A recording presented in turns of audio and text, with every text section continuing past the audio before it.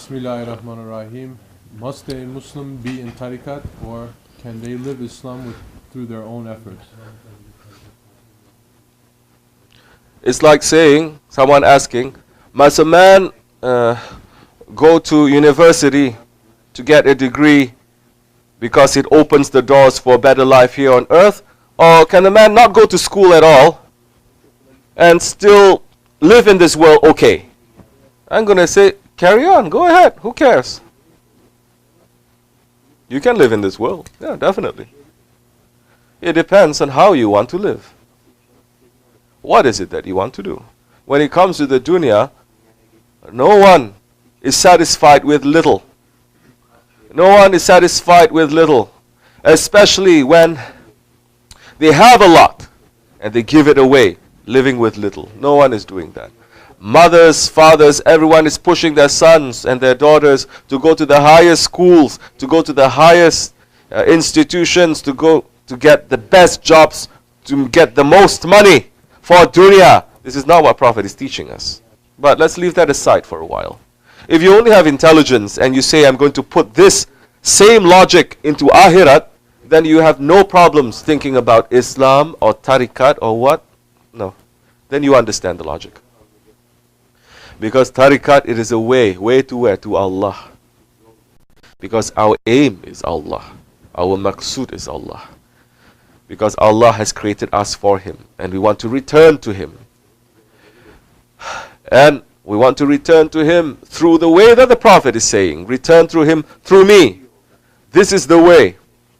And there is a general way to return. But you're not going to go to the higher stations. There are hidden ways that is very difficult. But you will go to the higher stations to be near to your Lord. And your Lord will love you. It's like someone saying, why I have to do all the extra things in Islam? I just pray 5 times a day, farz. Just fast 30 days in the Ramazan. Give zakat, go to Hajj if I can, and I'm going to be assured of paradise, isn't it? I'm saying to that one doesn't have much faith. Because you're being cheap. You're being very cheap. You're being very gypsy. Because Allah is promising you this dunya and akhirat. And the paradise is to you. For you, not for him. He says, but come close to me. Allah is saying, come close to me. Allah is saying, if you remember me, I will remember you. Allah is saying, the heart will not find rest except in the remembrance of Allah. So all these things, tariqat is teaching the man to do. So, what are you going to get? Let me tell you what you're going to get. Because Quran is saying in the judgment day, you are going to assemble in the field, in the Maidan, behind imams, behind your imams. And they'll be carrying flags behind your imams.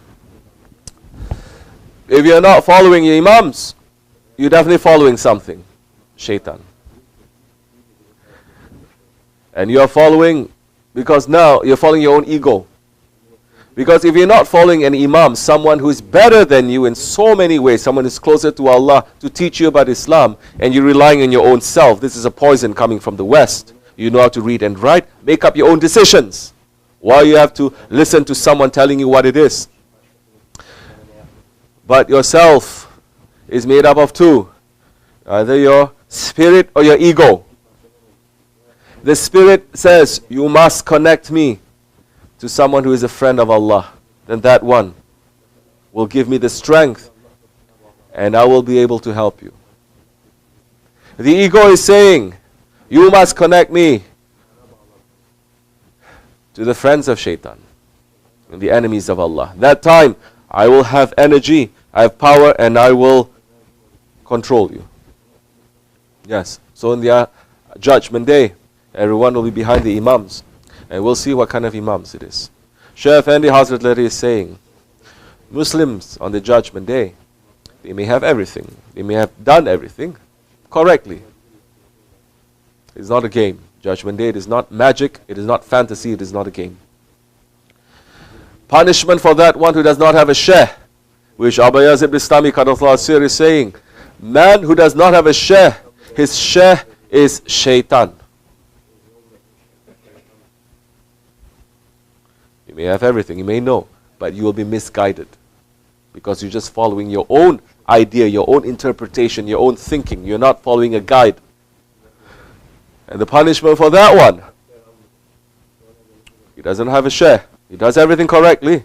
On the day of judgment, he will be standing outside of his grave for 1,000 years in complete darkness, with the scary sounds and the smells and everything that is hellish, like Jahannam. That is the time when the sheikhs, they're going to collect all their murids according to the nur that they're going to have. Some will be shining, some only their forehead, some only their little finger. But that is the time when they are going to collect. They will see where their murids are and they will collect. And they will offer, they will show a way, a path, because they have the light.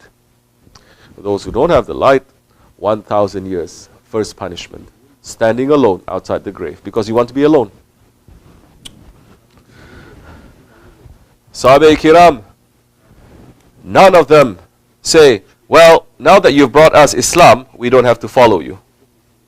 We have Quran, we have your words, we don't have to follow. We just take what we need. None of them.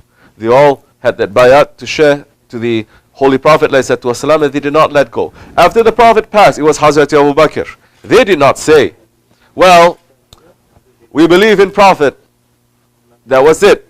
Not in you. Why we have to follow you? You are just like us. No, they followed Hazrat Abu Bakr and Hazrat Umar and Hazrat Ali, Hazrat Usman, following 1300 years. That one is the Khalifatul Rasul. We have lost that Khalifatul Rasul. As a system, as a ruling system, we have lost that. As a spiritual system, the sheikhs, they've gone into hiding. They've pulled themselves back. They are not hiding. They pulled themselves back because Allah is saying, now pull yourselves back, because the majority of the people, they are not looking for akhirat, they are looking for dunya. When it comes to the dunya, everyone looks for a guide. Everyone looks for a consultant. Everyone looks for someone to help them. They will submit to that person. When it comes to dunya, everyone wants to go to the best schools, follow the best professors, intern in the best institutions, follow the best ones. But when it comes to akhirat, they say, why we have to follow? This is not necessary. So something is wrong with the logic there. Something wrong with the intelligence. Islam is intelligence. Inshallah, Muslims will have intelligence. Alright.